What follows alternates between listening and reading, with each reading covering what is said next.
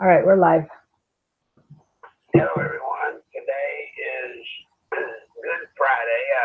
Just reminded my Mary Ellen, the 19th of April. Good Friday.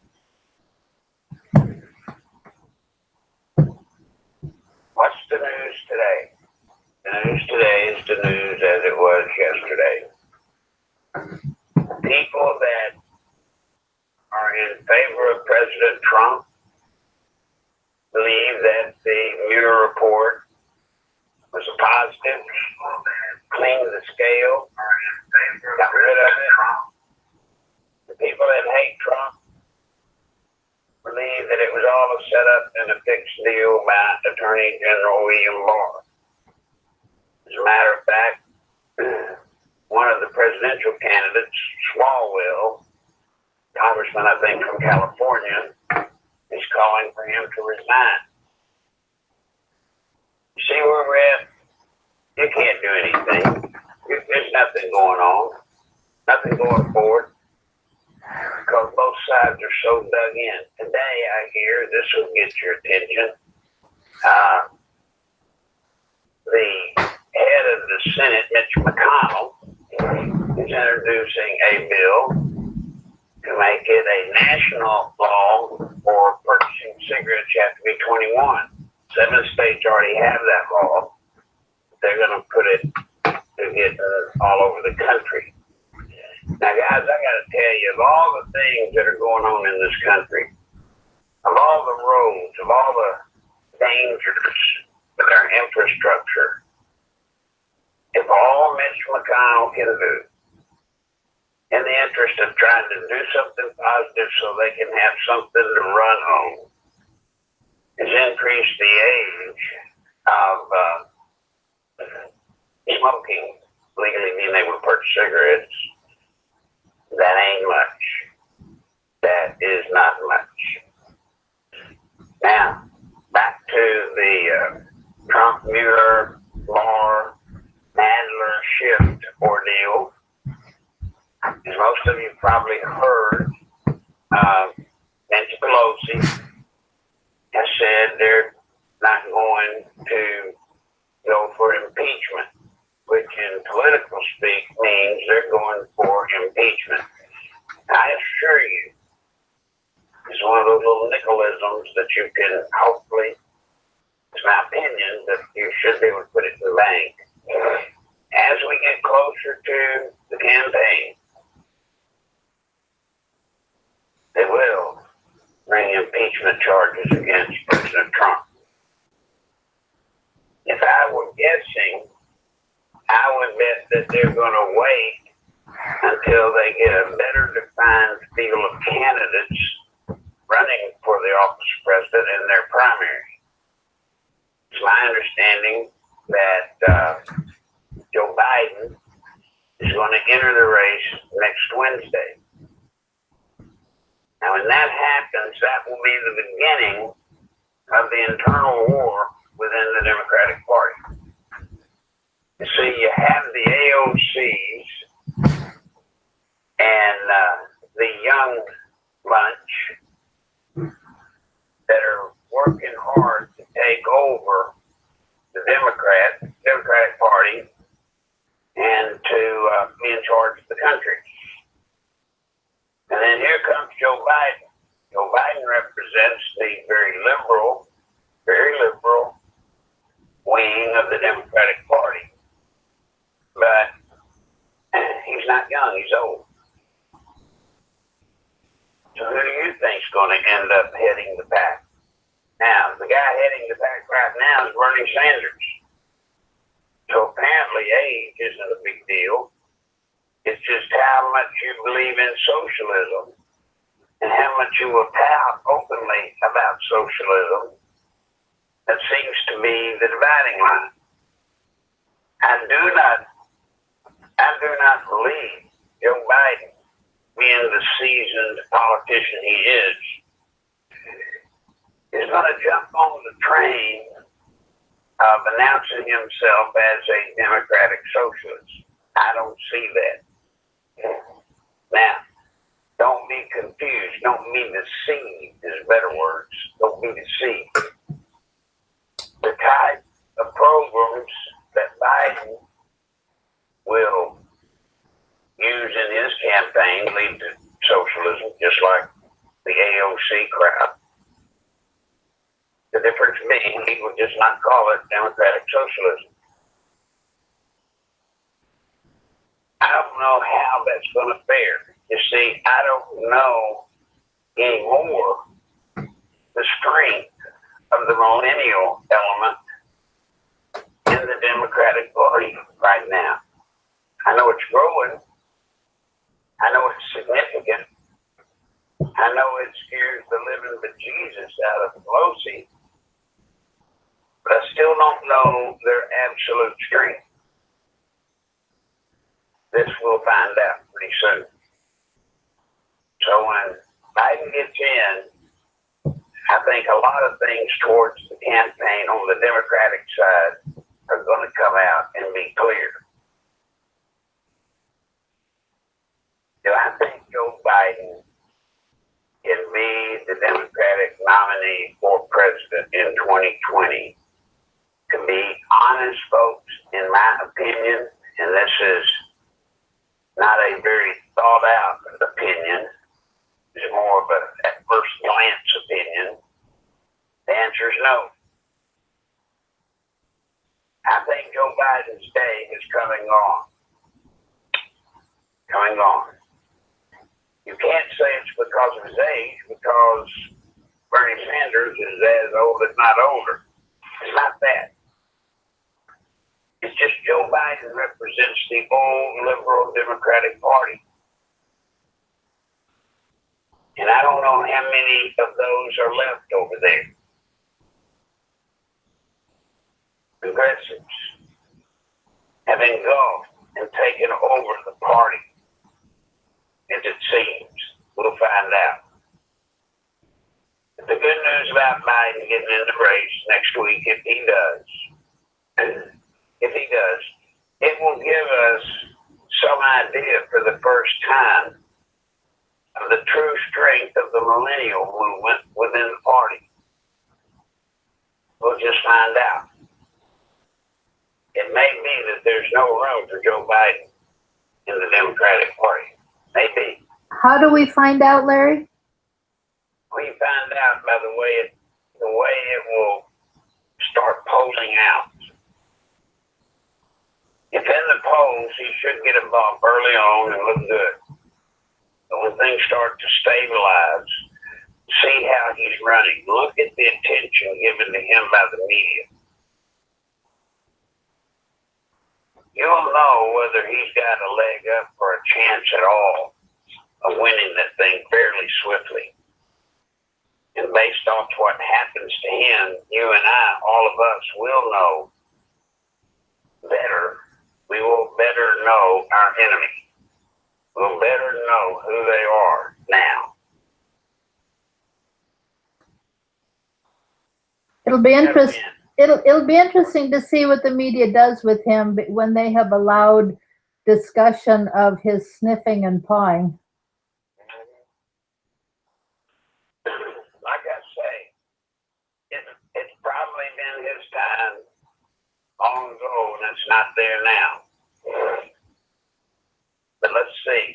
Let's wait and see. That should be something you put on your calendar to watch for. If you want to know who the Democratic Party really is today, Biden's entry into the race will help us know and help us understand. Now, back to the Trump matter. I know for a fact, this is not my opinion, I know for a fact that there is coming indictments. There are coming indictments. They are coming. And from what I found out yesterday, already some of the players and the people that set Trump up, the bad guys, some of them are starting already to roll on each other. Are they hiring lawyers?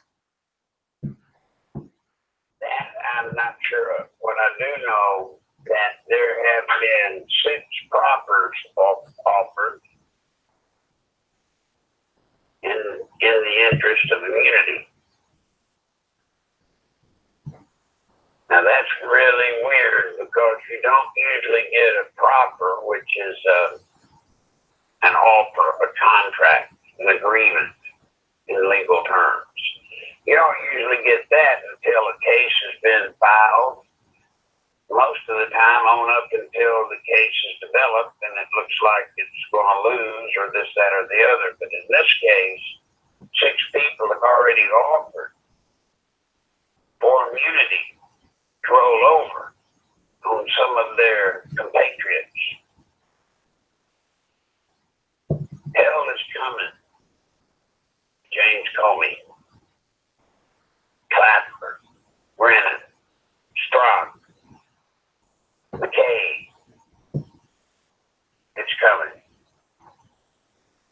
I did also find out that very soon you will hear that the investigation, all of this started, if you can believe this, all of this started almost a year before the official quote unquote investigation of Papadopoulos, a year ahead.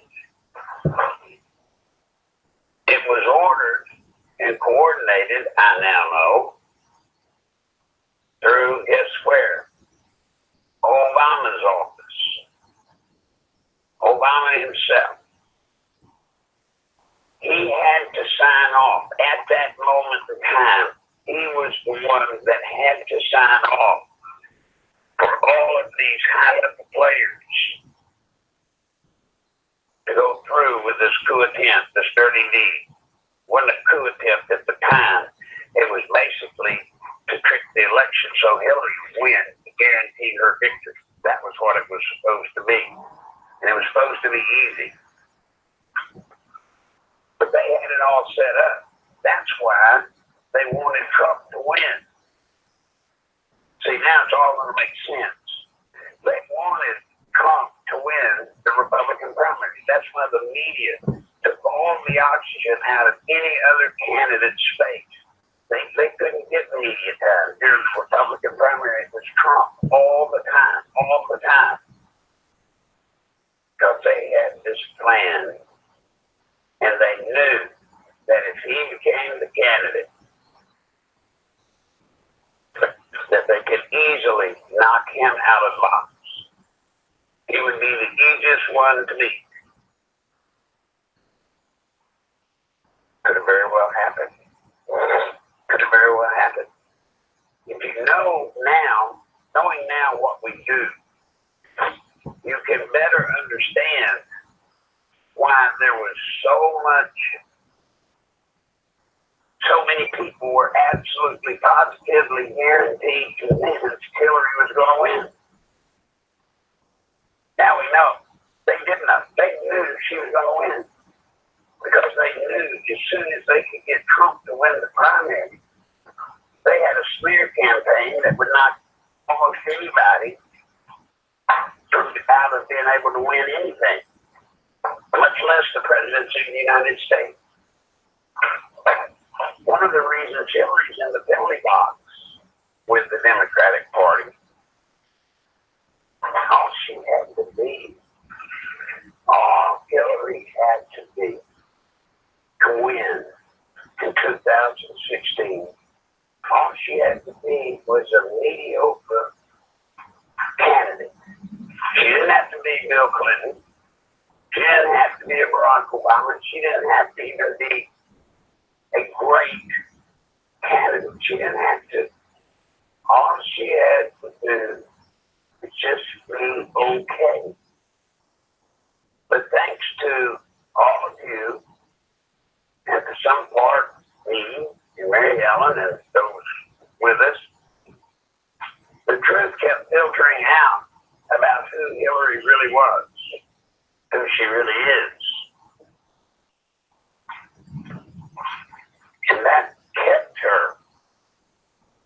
position of defense, not necessarily defense in the traditional sense of defending yourself against the things that are said or whatever. You have to know Hillary, like I do. The fact that she would be even challenged, the fact that people would even dare to look at her in a negative way is unfathomable to her. And so it further, and in the way we did it to her, which was good, it agitated her to the point to where she started making fundamental mistakes like calling Trump supporters the basket of deplorables.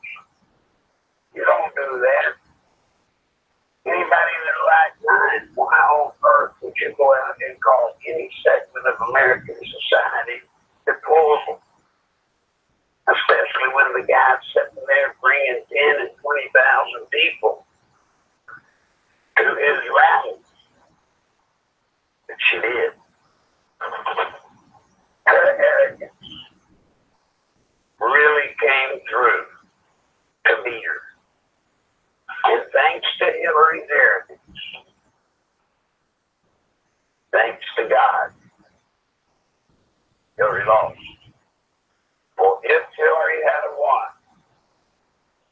these 2.5 years after the election, we would be a socialist country. They probably wouldn't be calling it a socialist country. They wouldn't say America's a socialist nation. They wouldn't be saying that yet. But for all practical purposes, we would be living right now under socialism. Under socialism. But we were granted a reprieve. And that's good. What's bad, of what I've been able to gather from the people I know that are even affiliated with the Democratic Party, what is that? Is they understand, as well as I do, that this is theirs. This is their time.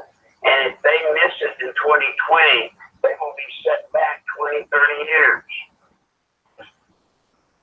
They're going to be all out to win this election, this presidential election. And the spin-off of that, they know, will be, if they can beat Trump, they will win the Senate.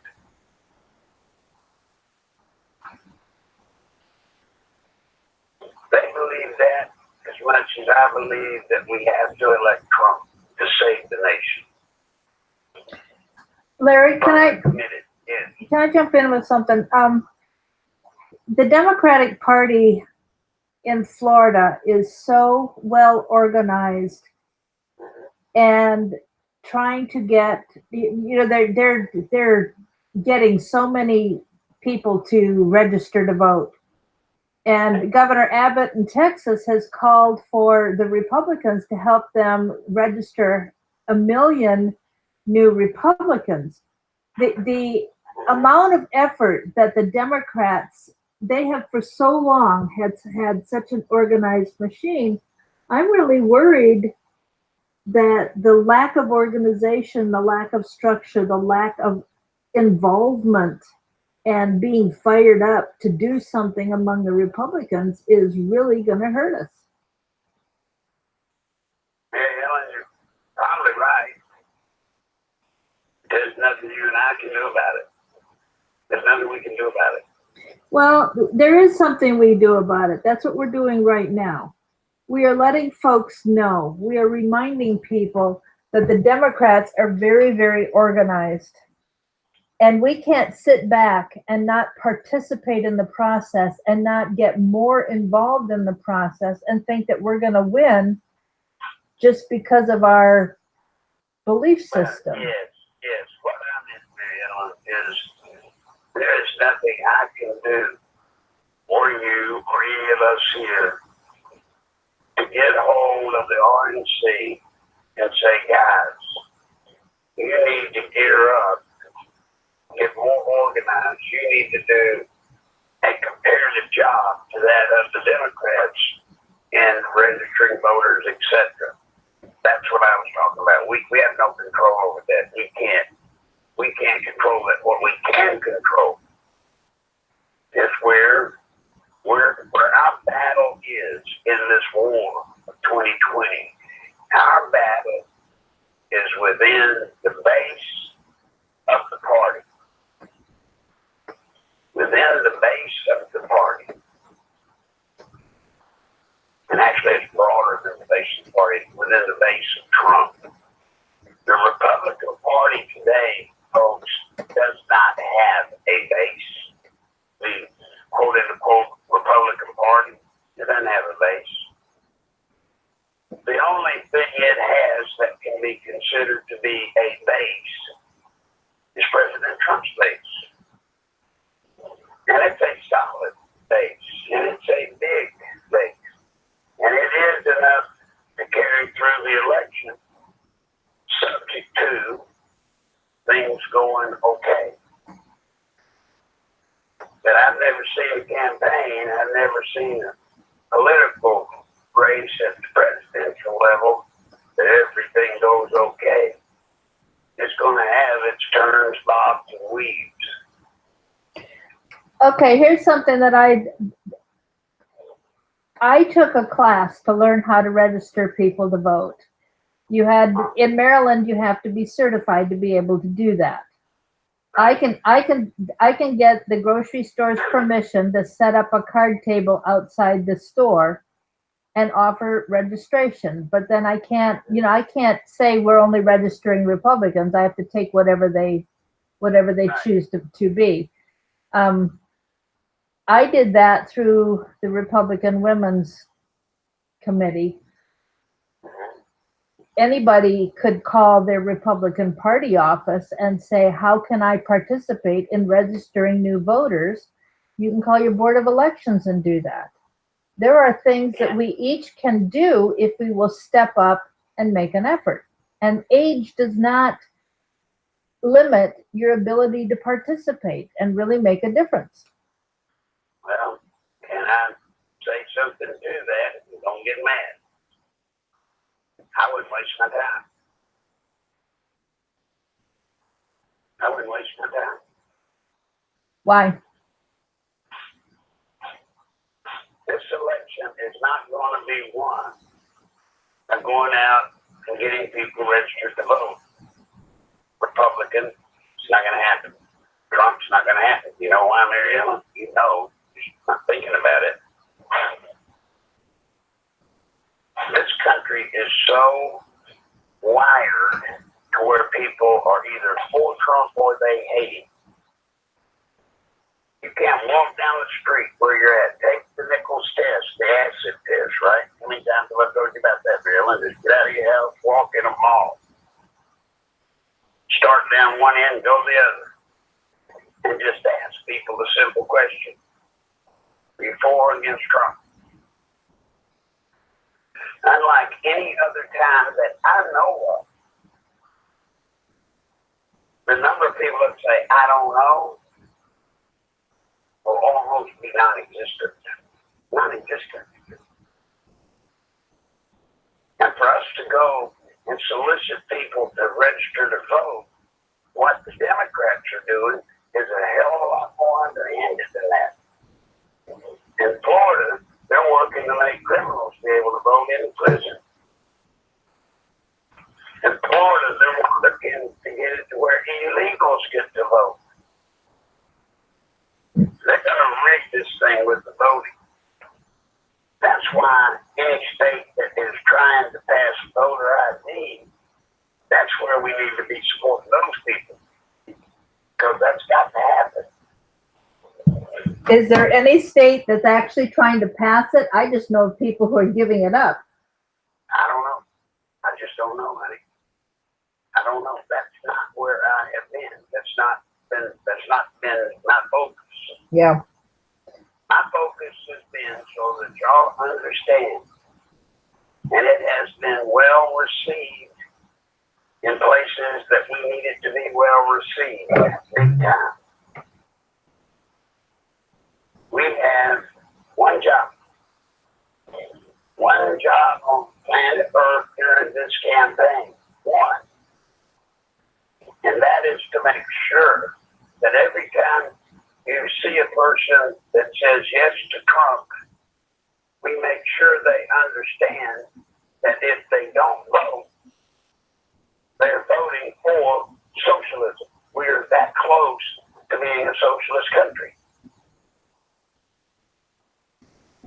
It's all about socialism. If this election pivots on this country being a socialist country or not, being a constitutional representative republic or a socialist nation, if this race is all about that, we win. If we make people understand it. We lose if we don't. That's where this election is. It's what it's all about.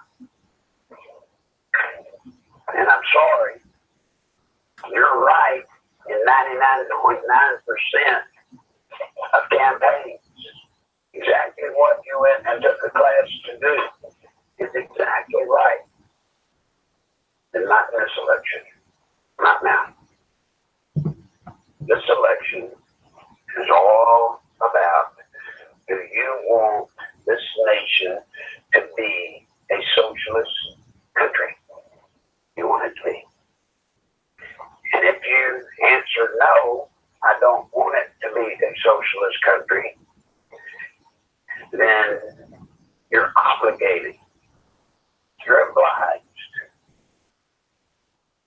to have to try to help make sure that every person that is sitting out there that falls into the category of a Trumpster to some degree, and I'm not talking about always Trump all the time anyhow, anyway. I'm talking about people that are just kind of along for the ride, but they're for Trump. They gotta vote. They gotta vote. Sorry about Rosie going crazy. Somebody's coming to the door. Now, anybody got questions or comments? We've got two. Now. We've got two questions. Yes, ma'am. Can Trump declare Congress incompetent and arrest the traitors? No. And why not? Not against the Constitution. He can't do that. It's up to the DOJ, right? Well, actually, no. When it comes to Congress, Congress is governed by their ethics committees internally. The main reason that cannot happen is a thing called separation of government. All right? So, separation of, you've got the executive, the legislative, and the judicial branches. Separation of powers. All right? And it was never set up where one could step on the other or usurp the other.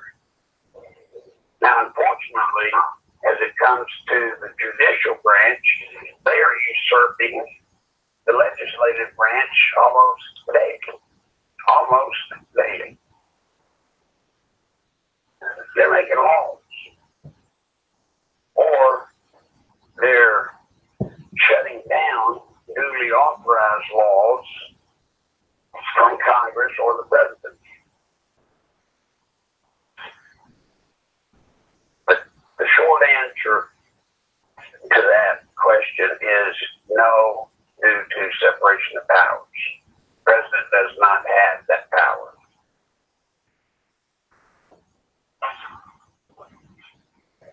Okay. And remember, Congress, Mary Ellen and listeners, Congress doesn't have to live by the laws we live by. The laws they pass, as long as they're in Congress, they don't have to live by most of the laws that they pass for us. If they did, almost every one of them would be arrested for insider trading for no other reason. Um, you were talking. You mentioned some names: Comey, Clapper, and Brennan. Okay. Yeah. Is there any way that they can be put in prison, sent to prison? I mean, yes, they could be put in prison, but I tell you, no, they won't, because of the security situation with the information they know, and it would be complicated. You can't put a person, just think of it this way, imagine the head of our Central Intelligence Agency, all of the secrets that he knows, all of the incredible, super sensitive, incredibly dangerous secrets that person might know. If they were thrown into the prison population, it would be almost impossible to guarantee that they would be safe from talking. There are ways to punish them. They may have to wear ankle bracelets. They may have to have in-home whatever. They may even have to get, the way it's looking, they may have to buy a hotel just for all of the people involved in this thing and make the hotel a prison. But general prison, yes, they can be put in prison, but I doubt it. So, Any other? based on your idea of creating a prison just for them, why not just send them all to Gitmo? Here again, that's hypothetical to, I don't know. We got to get them convicted first and then worry about the reality of that. But Okay. that could be a place, yes. I mean, they could, in theory, build a place just for all of the people that are involved in this. You got to understand how high a level all of this cast of players are. These are some of those sensitive people in our government. And we can't allow them to be running around in prisons, making deals, being one of the buddies, if you know what I mean. Yeah. Any other questions? Y'all, if you got them, get them in. I've got two more questions. If somebody has been a felon but he's out, he's paid his debt to society, how can they get a chance to vote? I think the answer is you've got to work on getting your state to allow it, right? Well, I'm a firm believer that if you have been convicted and served your time, which in serving your time, you have done what's called made restitution to society. You paid back. You paid your debt to society. You should be allowed to vote. You should. I don't believe in this once a criminal, once you're charged with something and convicted, that you never get to participate in our society. Hell, they're trying to get illegals to vote. I would much rather see people that have had criminal records that have paid their debt to society. I'd much rather see those people voting than I had a bunch of illegals. That makes more sense. But Barry Ellen's right. You need to go to your state first, and then there would have to be an effort in Washington to get Congress to pass the law.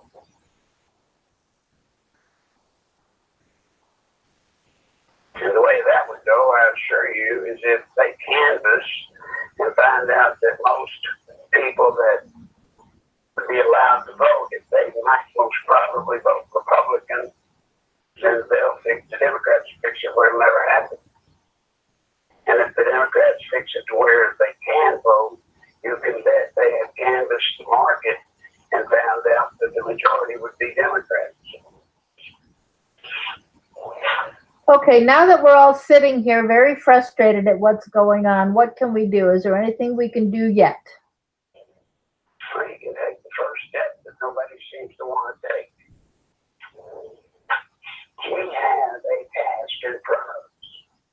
And I have asked and asked and asked. Yesterday I asked Mary Ellen, if you're a part of the team, if you're willing to be one of our army, send her a text and just say, if you don't have money to send $1, at least send a text.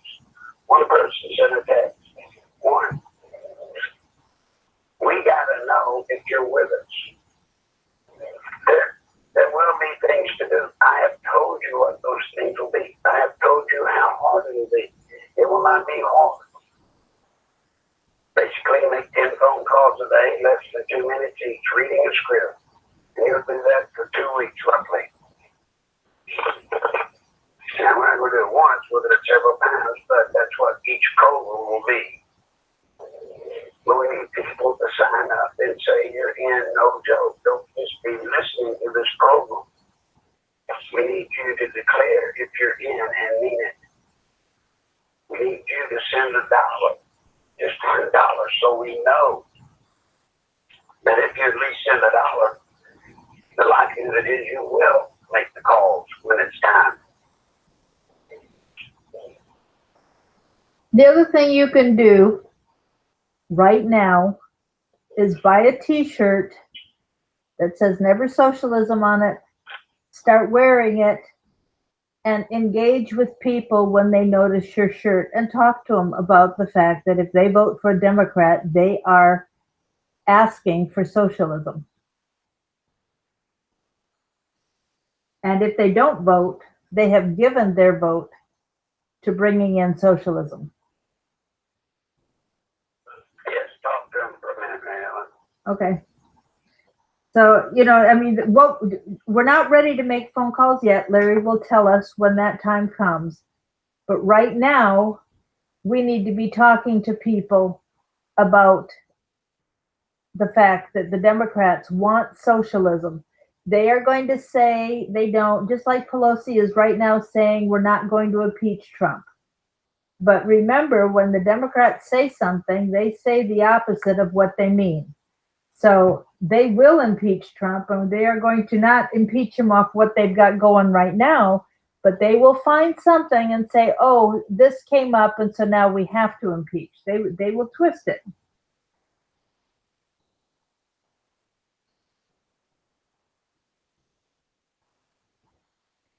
So I'm going to give you my cell phone number. Please write it down. I'll say it a couple times. Go ahead. Okay. Keep doing what you're doing. Yeah, my cell phone number is 240-499.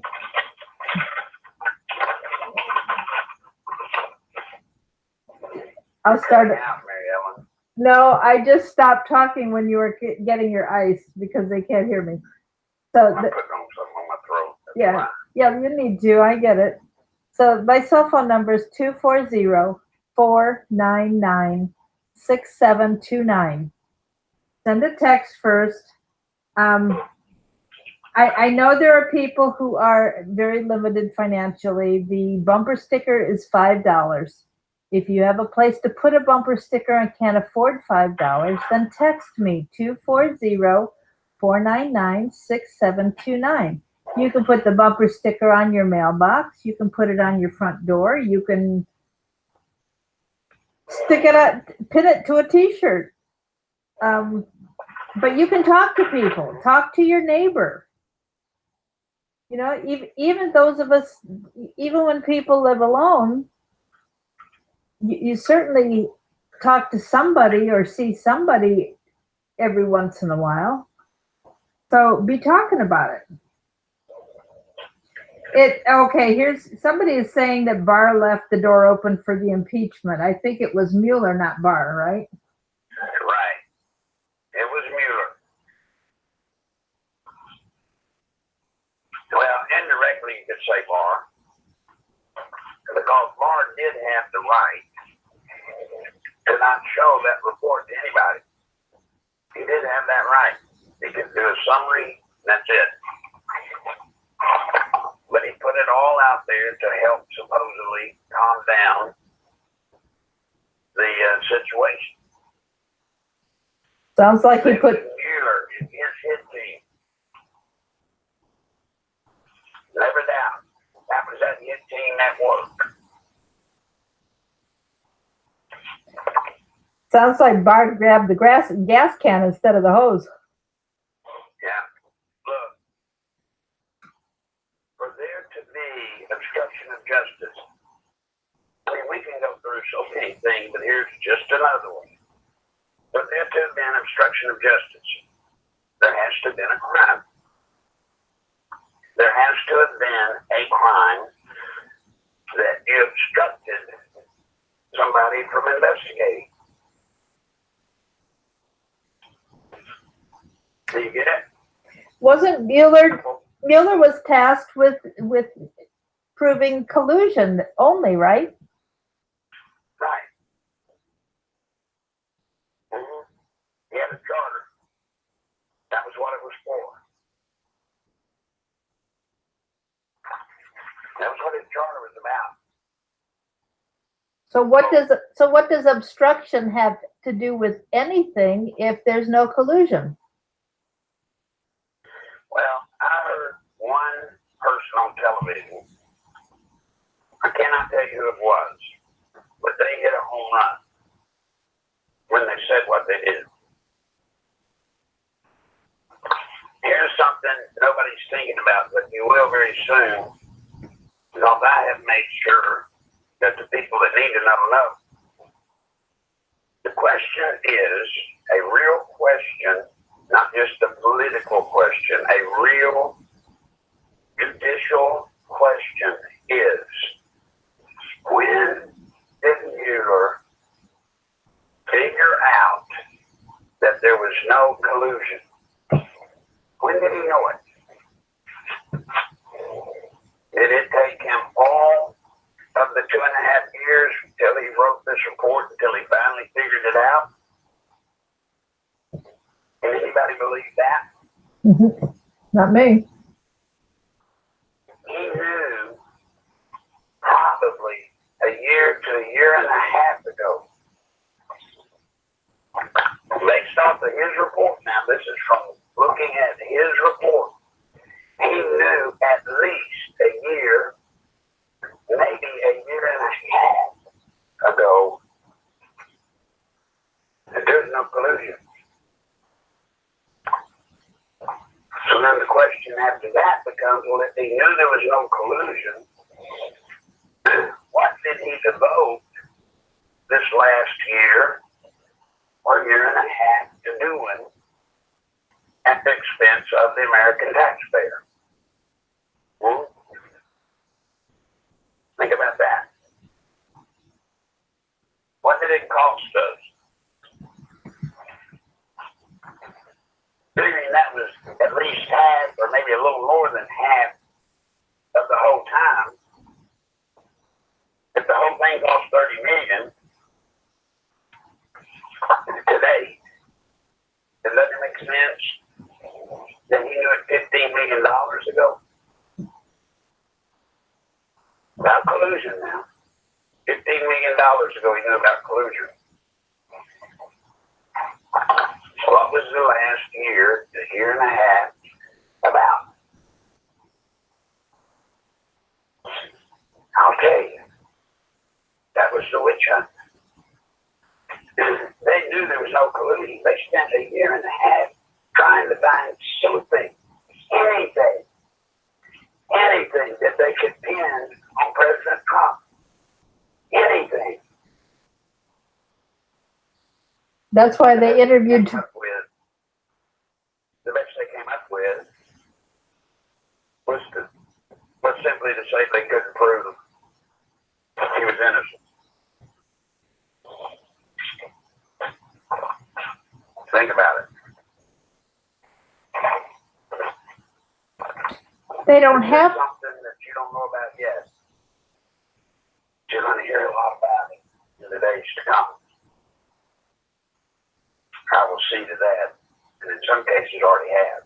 Go ahead, Mary Ellen, I'm sorry. Well, they're not supposed to prove innocence. They're supposed to prove guilt. Mm-hmm. That's right.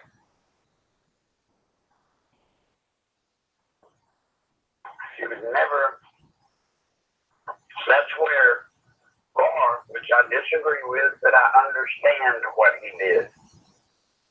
Barr in his press conference stated that they chose to look at it with Mueller's standard. They applied Mueller's standard when they were coming to their decision. Now, what that meant was they knew Mueller was using a different standard. He wasn't using guilty beyond any doubt, even in a civil language, beyond, with the preponderance of evidence. He didn't use any of that. He made up a new one. Prove that they're innocent. You can take anybody you know that's a lawyer and ask them to go through and show me anywhere in a law book where there is a law. Even better than that, show me where there's a precedent-setting case where the government proved somebody was innocent. Show it to me. It doesn't exist. You can try. But even at that, even with Barr using his standard, he still couldn't prosecute Trump. And the reason, because he didn't do anything. He didn't do anything. You better hurry, folks. We just got a few minutes if you want to get your questions in. Yeah, man. Why did Barr? Yeah, why did Barr not redact every statement POTUS made, and why did he protect the FBI swamp with redactions?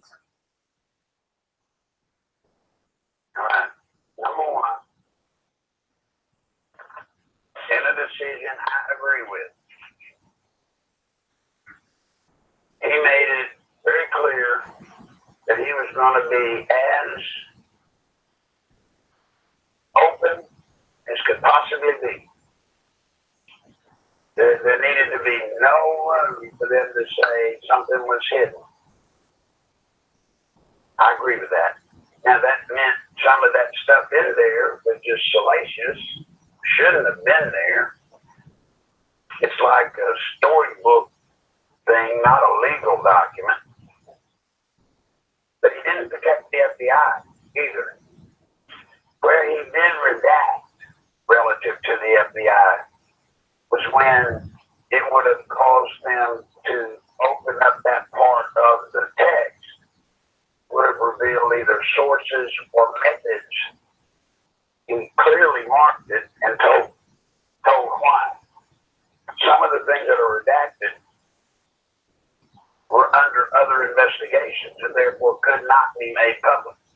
Or it was a source or method that they had used and used as a part of their system, to find people or to prosecute people. The other redacted stuff, by law, had to be redacted, which was grand jury testimony. So he was as open as he could be. But I assure you, he did nothing in his redactions to cover for the FBI. No way, no how. And you might say, well, how do you know that, Larry? Just trust me, I know that. And when you see some of the things that he's doing presently, that you won't see right now, but the things he's doing presently towards some of the referrals, building some of the cases for indictment, you'll see what I'm talking about. He did right. He did good. And there is a way, by being open, transparent, as they call it, there's a way by being open and transparent that little trick Mueller put in to help the Democrats along with their impeachment process can backfire in their face and will, if I have anything to do with it. Well, if Larry has anything to do with it, is one reason that we need to be doing our best to keep him in the fight. So I'm going to mention his PayPal account. It's nicholslive@aol.com.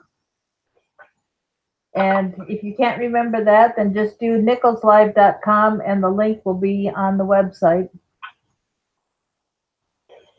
But this is Easter weekend and we've got to, just because everybody else has other things to do, what Larry has to do doesn't end. And he's at work on something all the time.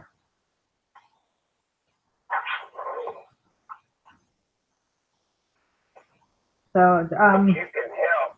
You can help just by letting other people know to come to this program, unless you're ashamed of it. if you appreciate what you hear here, please share it and hit the like button as well, because that always helps.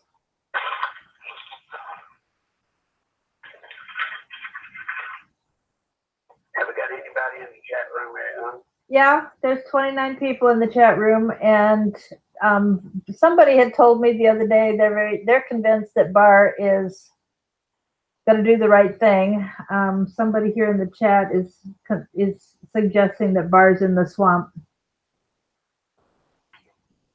i.e. deep state.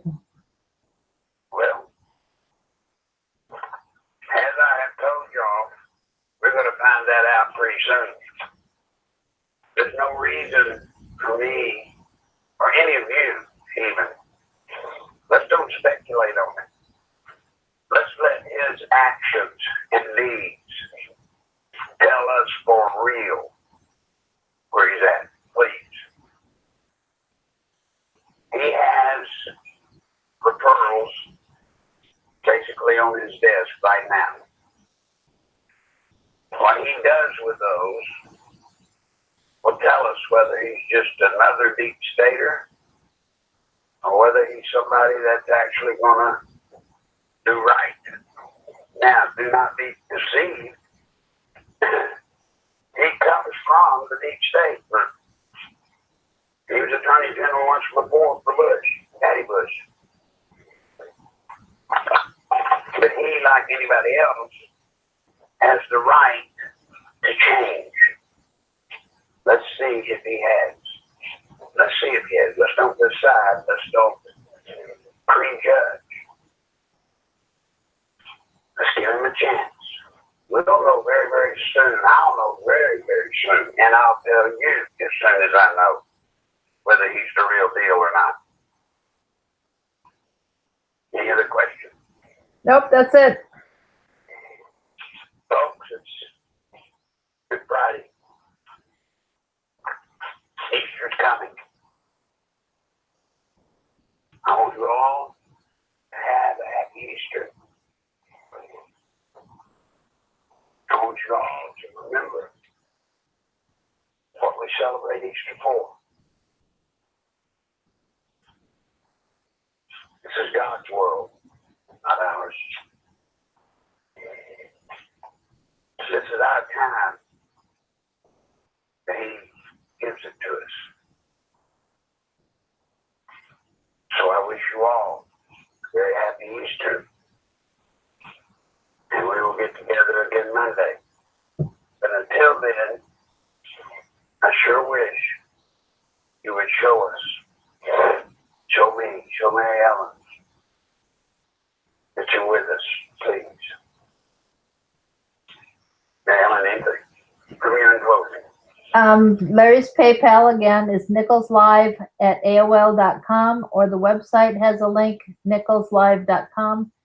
My text is 240-499-6729. You can text and tell me you're in. Give me your contact information so we can make sure that you get the script when the time comes. Well, folks, I want to remind you again, good days are coming. Oh, there'll be bad ones. Good days are coming. And for there to be people people starting to roll on each other already out of fear. That's a huge thing to our benefit. Huge. So with that, again, I say happy Easter and good day to y'all. See you Monday.